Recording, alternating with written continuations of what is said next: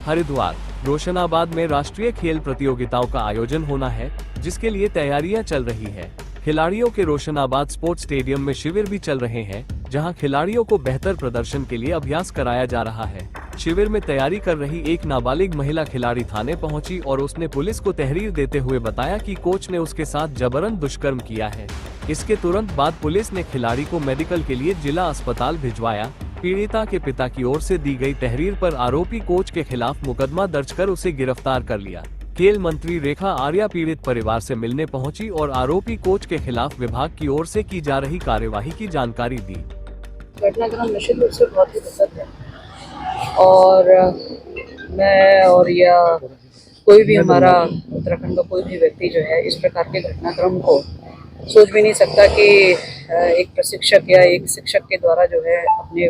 Student के साथ में इस प्रकार से कोई घटना को अंजाम दिया जाएगा। अभी मेरी बच्ची से मुलाकात हुई और उसके साथ जो वार्ता हुई है, उनके अभिभावक के साथ में वार्ता हुई है और किस प्रकार से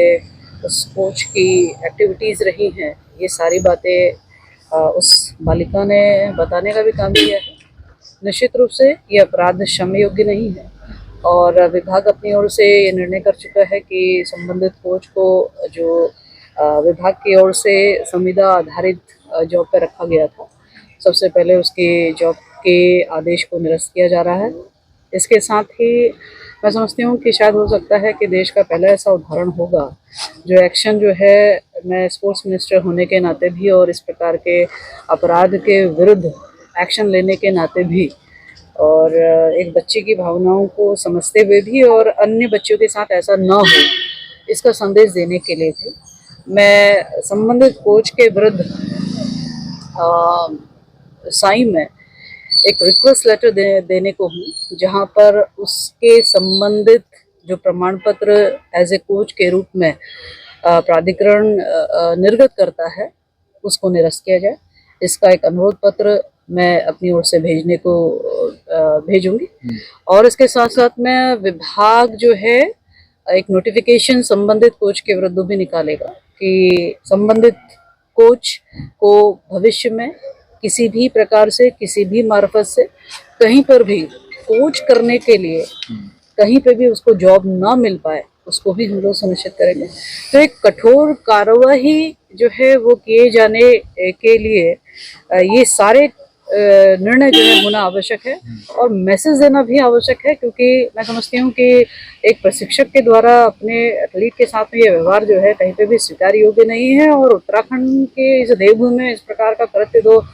बर्दाश्त काबिल नहीं है और जीरो टॉलरेंस के साथ में ही हम लोग पूरी तरीके से हम हो गए, हमारा विभाग हो गया, सरकार हो गए, उस बच्ची और उस परिवार के साथ है। बच्ची और परिजनों से देखिए, बच्ची और परिवार के साथ मैं मुलाकात करते हुए निश्चित रूप से मनोदशा अभी उनकी बहुत अच्छी तो नहीं है और लेकिन मुझे इस पूरे प्रकरण में एक चीज़ ज़रूर मुझे आज सामाजिक रूप से एक परिवर्तन ज़रूर देखने को मिला है कि आज बच्ची ने बहुत बहादुरी के साथ में मामले को दर्ज कराने का काम किया है। ये बड़ी बात है। सामान्यतः लड़कियां जो हैं वो मामलों को दबाने का काम करती है, समाज की बदनामी के डर से जो है चुप रहने का काम करती है, संबंधित द्वारा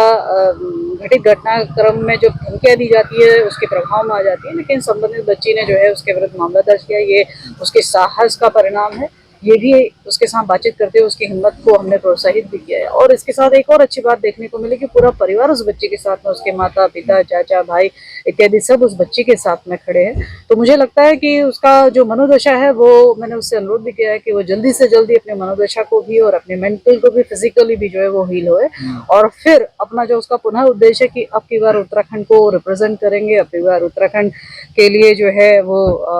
हॉकी के लिए जो है वो मेडल लेकर आएंगे। तो मैंने कहा अपने उस संकल्प को जो है वो शिखर तक पहुंचाने को जो है वो आगे बढ़े और पुनः जो है मेन स्ट्रीम में काम करें।